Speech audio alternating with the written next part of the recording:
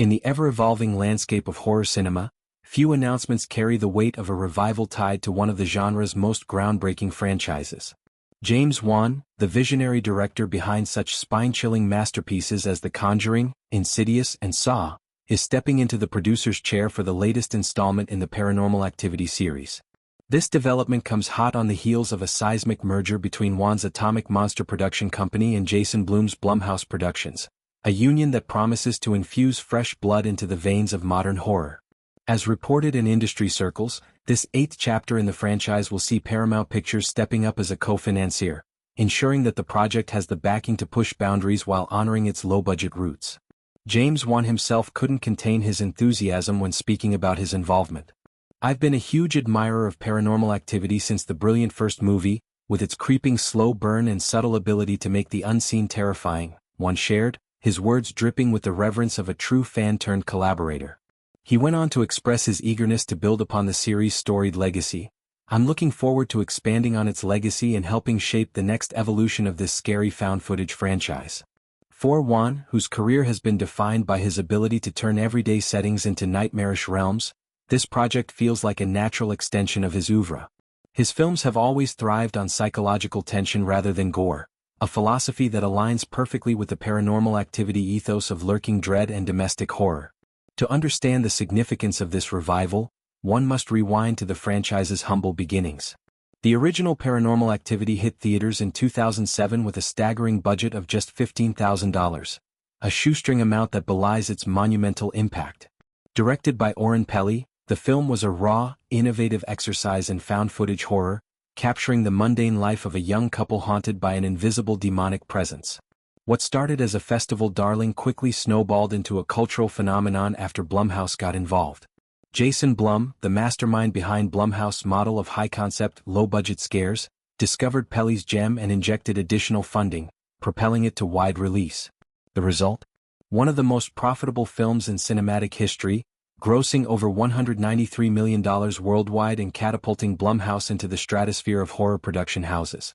Blum's excitement for this new chapter mirrors Wan's, but it's laced with a personal nostalgia. Diving in with James for this exciting rebirth of the franchise that started it all for Blumhouse is exactly what we dreamed of when we merged with Atomic Monster, Blum enthused. He emphasized his hands-on role. "I'll be actively involved with him to introduce this new chapter." With a wink to the series' origins, Blum added a humorous caveat. "Thankfully we're able to spend a little more than the $15,000 we had on the first movie, but one thing will remain the same: do not see it alone." This light-hearted nod underscores the franchise's enduring power to unsettle audiences, even as budgets swell and production values soar. The Paranormal Activity series didn't stop at its groundbreaking debut. It spawned a sprawling saga that expanded the lore while maintaining the core formula of home videos turned horror tapes. Paranormal Activity 2 arrived in 2010, delving deeper into the family's cursed history with prequel elements that heightened the stakes.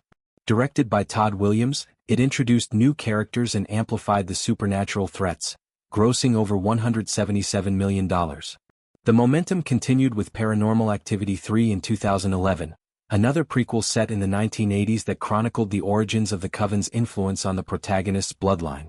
This entry, helmed by Henry Yost and Ariel Schulman, who would become synonymous with the series, raked in $207 million, proving the formula's resilience.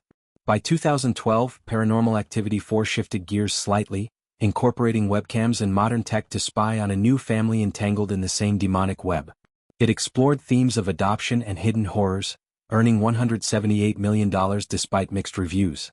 The franchise then ventured into spin-offs like Paranormal Activity, The Marked Ones, 2014, which transplanted the terror to a Latino community in California, adding cultural layers to the supernatural narrative and grossing $90 million.